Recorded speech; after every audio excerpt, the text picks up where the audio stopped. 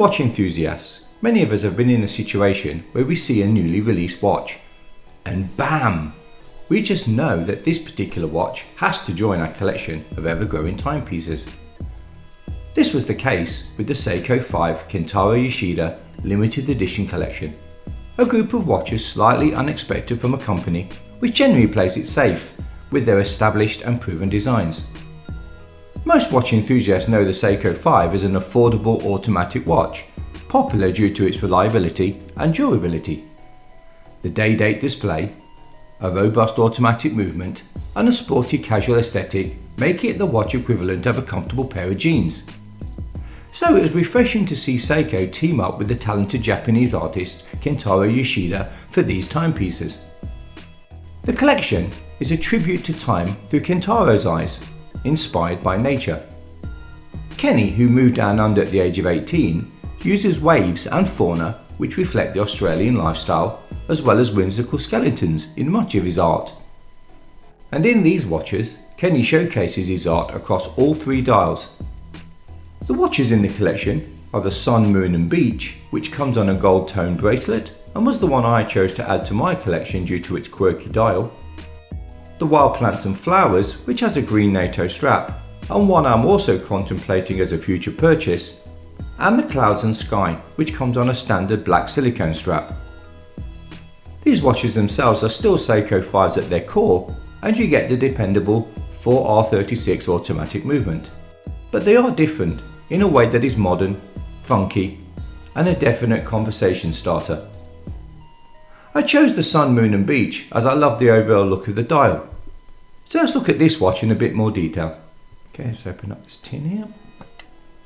There you have a little sort of mini poster of all three watches. And some of Kenny's art on the back. And the watch itself, it's very gold.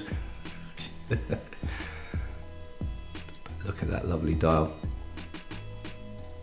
Nice soft click there.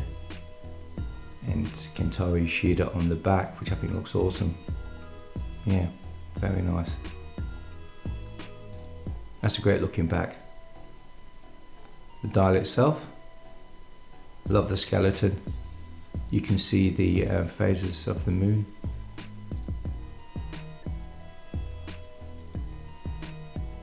It's got a nice weight to this watch actually. It's very shiny gold. Seiko on there. Very satisfying click there. And you can see the moon, half moon, full moon.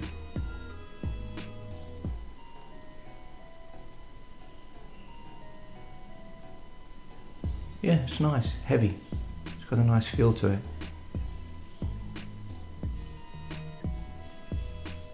Comes in this funky little tin. And there you have it.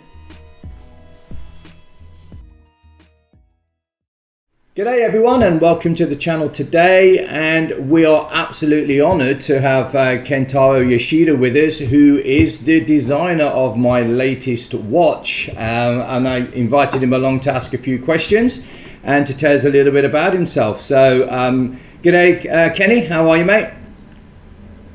Pretty good, how are you? Thanks for having me today. Thank you so much, and thank you for being here. First of all, I just wanted to, I've done a little bit of research on your great work. Do you want to tell us a little bit about yourself and where you are and the work that you've done? Yeah, cool. My name is Kentaro Yoshida. I'm a freelance illustrator, artist, graphic artist. So basically I've been doing this for full time for maybe 7 years. Mm-hmm. But my background is Japanese. I grew up in Japan. I grew up in a little fisherman, so like a town in Japan seaside of Japan. So yeah, pretty much from country boy, moved to Sydney when I was 18. And then since then I've been living around the Sydney northern beaches. Fantastic. And when you first came here, you didn't speak any English, did you? Not really. I started my language school level from elementary, and that meant to be 10 months study. So, I didn't think I was going to live here for that long. So. Wow, fantastic. Yes. So over here in Australia, I know you've worked with Tooheys. You did a beer can, which was a limited edition, and BMW. Just tell us quickly a little bit about that. Yeah, so for the Tiffany, that was a fortunate really project for me because I'm myself was a big beer lover. And then that was actually special account for after the COVID, Tiffany wanted to obviously bring back the energy for the state of origin. So state of origin, that's obviously that was sort of cancelled throughout during the COVID.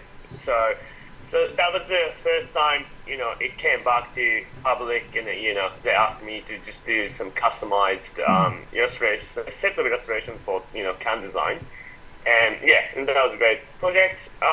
So before talk about another project, so basically I do just different types of illustrations, either digital illustration to physical illustrations or paintings. So I enjoy both of the mediums. So for the BMW motorcycle project, I think that was launched for the new model of the motorbike, and then they asked me to do something like customized artwork for the actual tank. Wow. And then I was like, oh yeah, that sounds cool, and then yeah, so like I said, I wanted to have a balance in between digital and then physical. Yes. So I thought that would be a really interesting project, and then I took that, and then yeah, ended up making some custom typography for the tank, and then I also did a bit of like live painting for the launch event. Fantastic. And yeah, so it seems like everyone's happy. So Yeah. thankfully. That's awesome. Well, we invite you along today to talk about this, which is your collaboration with Seiko. How did that come about? Did they approach you? Did you approach them? It was kind of very random, like not even kicking off, but basically, I was just like hanging out in the city of the Sydney with my other Japanese friend, and I just like bumped into. I just accidentally met one of the Japanese gentlemen at that one of the pub, and then we started like talking on that night, and then he was actually ex-managing director or CEO of the Seiko Australia. Wow. And then I think he was in Sydney for just by himself for I think 6 months or 8 months, and then so basically he left his family in Japan, and then he gave me the business card, and then I explained about a little bit of myself, and then he was like, if you can please send me some work to his email, and I sent the email actually, and he was like, oh, so you actually sent me an email, so Wow. maybe we can just go for dinner, stuff like that. So since then I started hanging out or catching up with him for maybe once a month for just casual dinner or drink, and then a few months later he was proposing me for, because now he knew like what I do, and what experience or like what sort of like project I've been through, and he was interested in presenting myself to like maybe Seiko headquarters or something. So that's pretty much how I started. It's kind of from the friendship. So. Oh, fantastic. And so with the watch, did Seiko give you parameters to work with, or did you just decide to, draw inspiration from your own work, or was that a sort of collaboration? So, when I first, present my initial ideas, because I've never really designed the watch, obviously, and then I actually had no idea about like designing a watch because it's such a small canvas, right? Yeah. So rather than just trying to stick with that like small canvases or like a really limited canvas, I tried to come up with a bit more like a broadened ideas. And then, so basically try to just come up with like a idea for the key visual. Yeah. And then what I was going to do was like, because they wanted to actually make like, at least 2 or 3 just different watches. Yeah. So instead of like designing like an individual watches, I thought about like just making one like visual which has a really strong meaning or like concept for myself. And then picking up the colors or like the graphic elements from the key visual, and then taking that into the each watches. So that was the original idea. Fantastic. So out of the 3, so we have the wild plants, which is on the NATO strap. We have the black clouds and sky, and we have the sun, moon, beach, which is my favourite. Although I am looking now to get the wild plants, and I've hinted to the wife very strongly. Do you have a favourite out of the 3? Actually, can't really pick, but I think I wear the black one the most Oh, okay. Yep. because yeah, that one it's just like an easy fit for like daily life, and then also like depending on what I wear, because I like fashion too, so and Yeah. I like silvers or like a gold jewelry as well. So when I maybe just go for I don't know dinner with my wife or Yeah. just like doing a little bit special, I wear the gold. Yeah. And otherwise, when I wear a bit like sporty, I wear the khaki one or Yes. So it's really depending on occasions, but that was the idea as well. Do you have a favorite out of the three? Um, I actually can't really pick, but I think I would as well because when we decided to make three um, watches, we also decided to use just different like strap or Yeah. like a Great idea. band. Yeah. So yeah, like a metal to leather to just like a nylon. So yeah, I think it's worked out well for like just different like illustrations. And I think that was brilliant because I've discussed this with one of my friends, and like I say, with the NATO, you can sort of wear it as almost like a beta. You've got the black, which is quite elegant, and then of course the gold. I'm going to a wedding this weekend. I'm going to be wearing that. It looks absolutely fantastic. So, and my wife said to me, because it's our pearl wedding anniversary coming up, and she showed me this pearl watch, and I went, I know it is, but I'm not traditional. I really like that watch. And I went, can I have that one? And she went, yeah. And I say I love quirkiness, and I love my watches to be quirky, and I absolutely love this range. I think you've done a great job. So it leads nicely to my next question. I assume obviously you own all three watches. Yeah, yes. And yes. what numbers do you have? The 001s? No, I actually checked it and I actually didn't. Yeah. So I think I don't know why, but like most of them are like around 100. Oh, so they're just random numbers. It's pretty random. Yeah. Okay. So, but I thought they would give you a special, the number ones, but I suppose they've gone to the CEO now and he's got them in his collection or something, hasn't he? But I also too. So obviously that guy, the gentleman, my friend, who actually gave me this opportunity. He went back to Japan. He promoted as a global marketing, sort of like director positions. So and then obviously Seiko Australia sent a special gift to him as well. So he might be the one who got that, one or It actually led very nicely because yet again, because I'm in a lot of watch forums, and we like the idea of this Australia exclusive because often we miss out on a lot of watches. I think it's a fantastic idea.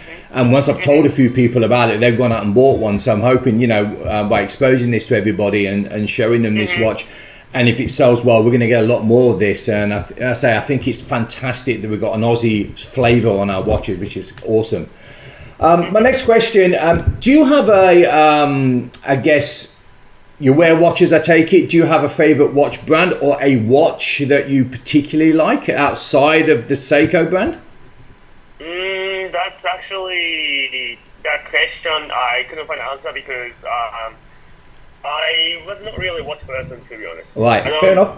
Or anything, and I didn't wanna wear when I was a bit younger. Yeah. But because I'm turning 40 this year, Wow. so I wanted to get something obviously specials or obviously because as you get the mature, Yeah. you wanted to get something. So that's why. And then when I first met that gentleman from the Seiko, I wanted to get like Seiko. So it's the same brand, but like Seiko Prospect or Yes. something Beautiful watch. bigger or also water resistant, waterproof or stuff like that. But still very like elegant watch to take it to the wedding or stuff like that. Yeah, and absolutely. then I got this opportunity, so So now you've got three nice watches. Yeah. But hopefully, we can just get good relationship with Seiko. For me, I think that'll be great because I find out when I work, a lot of people find something interest to me as Australianized Japanese as a Kenny or Japanese who obviously work as a little bit different occupation in Australia as a Kentaro. Yeah. So for me, obviously having super heritage Aussie brand Tooth New or Bones, that's really helped my career. At the Yeah. same time, working with Seiko as like as a Japanese, working with a heritage brand. So Yeah. I think I could probably, I'm hoping to just like stick with, the brands which help my background to Yes, communicate as well. absolutely, So, absolutely. And really, I mean, my last question was there another watch brand you'd like to work with? But I suppose you'd like to do another collaboration with Seiko?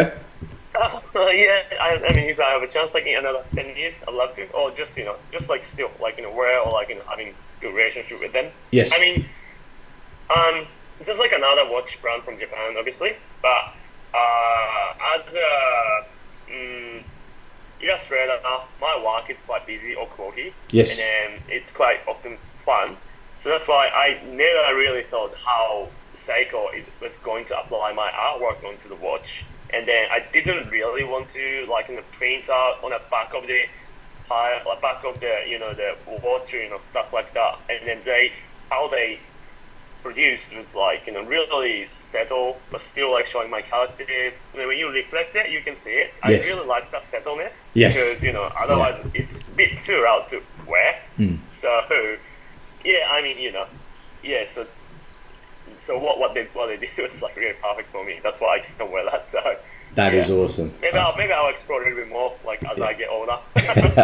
Yeah, I'll be honest, you are living the dream. You are, I mean, I turn the back of the watch over and there's your name on there and it looks elegant. I mean, it looks elegant. And it's something, I don't know whether you thought of this, but as you get a bit older, you probably need to buy yourself another set because they're hand-me-downs to the next generation because it's your legacy. And as I say, they are fantastic watches, mate. You've done an awesome job on them, and I really hope you get to work a little bit more on these things because your designs just blow me away. And as I say, I'm very much thinking I'm going to have all three by the end of this year because I've hinted to the wife. So I love them.